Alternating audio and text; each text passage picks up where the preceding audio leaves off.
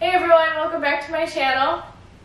So it's been a while since I've been on here, about 7 months actually.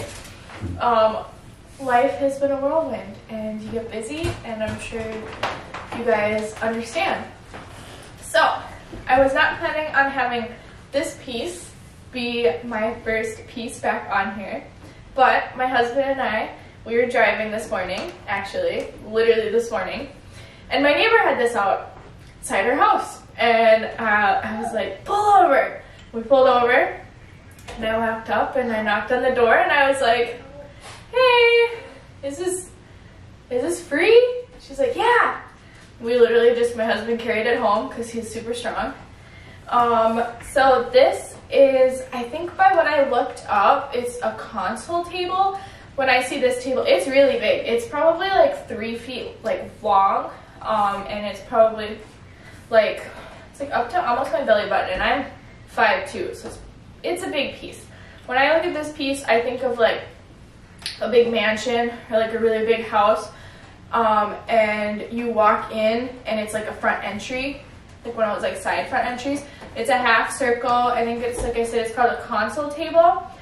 It's a BROYHILL as well, which I always love BROYHILL furniture. As far as I know, that's more of like a known brand.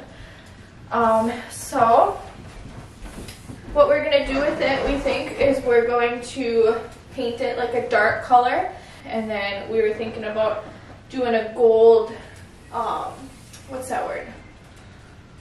Stencil, like a gold, like we want to do like a map of the world in gold on the top. And then we'd probably, I'm not sure if I want to keep these original knobs or replace them. I want to do gold knobs though. And then the drawers, honestly, they work super smooth already, which is really nice not to have to work on drawers.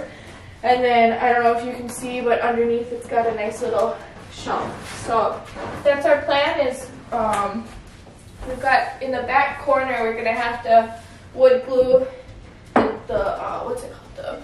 The leg. Thanks. The leg is a little bit loose, so we'll probably wood glue that and do a screw or two in there and make it really sturdy. And then clean it up and prime and paint it. And I'll show you how to do that in this video.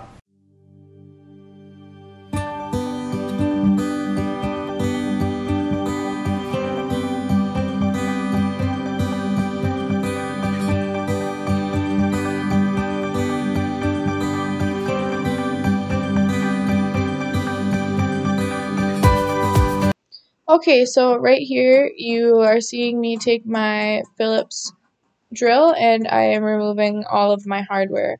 There's only 2 drawers, so there's 4 pieces of hardware. They were pretty easy to remove. They came out pretty smoothly. I'm going to be later spray painting them gold.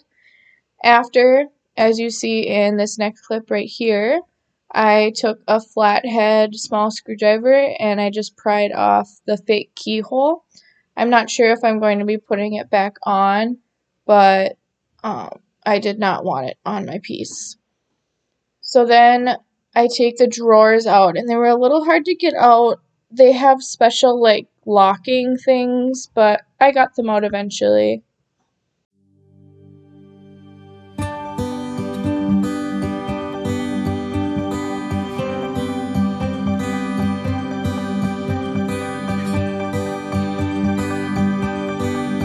So, I know I mentioned putting screws in and wood gluing, but after we took the 2 drawers out, upon further inspection, it's actually bolted in, and it's kind of like if you've ever worked or seen on a table. There's 2 bolts in the legs that tighten it to the actual piece to hold it up. So what we're gonna do is we're going to tighten all of those bolts, as you can see right in here, right here, and right here. There's 2 on each. We're going to tighten all those up and see if they fix the problem. A lot of times when I find furniture like this, that's usually all it takes. The furniture is older, and over time it just loosens, and that's all it takes is just a little bit of tightening. So we're going to do that, and we're going to see if that helps and come back.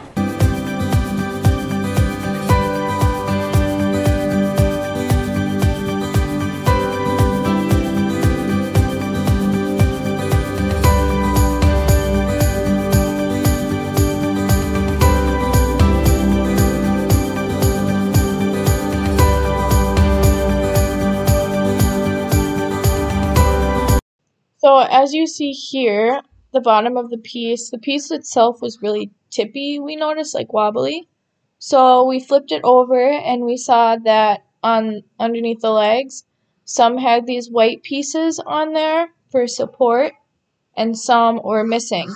So thankfully, we went to Walmart previously and we just have these on hand in our little stash of goodies, and what we did was we took off the 3 that were on there and we put all 4 new on, so it was completely even.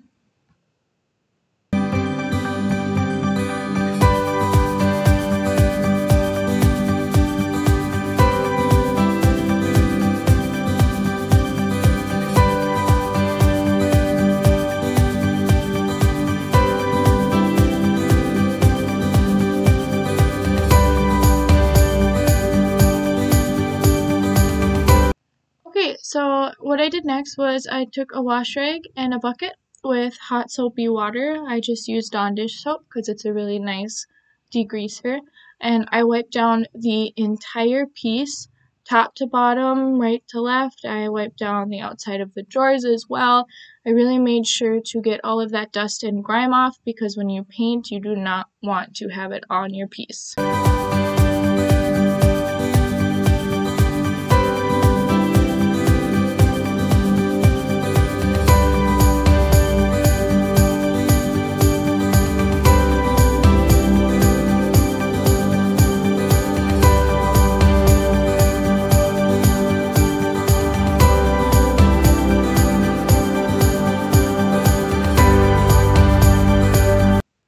Okay, so now what I'm doing is I'm just vacuuming the piece. I'm vacuuming the inside of the drawers. This one, as you can see, was pretty bad. There was a lot of small toys and trinkets and coins in it. And I vacuumed out the inside of the piece as well. You will see in this next clip. A lot of times in free pieces like these, pieces people don't want anymore, they're well used, and over time they collect a lot of dust on the inside. And I just try to get it out because it really helps with the drawers to slide smoothly, and it just overall makes the piece clean.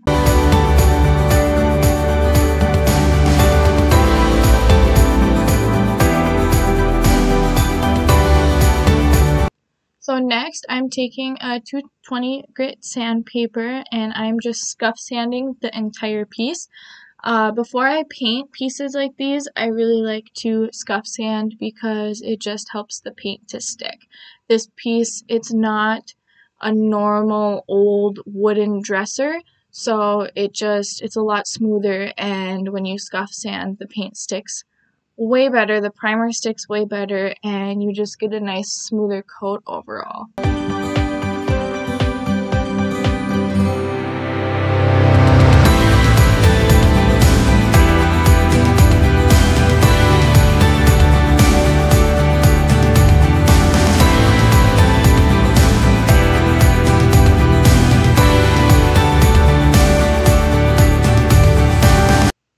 Then after scuff sanding, I just wiped down the piece one more time just to make sure that all the extra particles were off and it was clean and ready to go.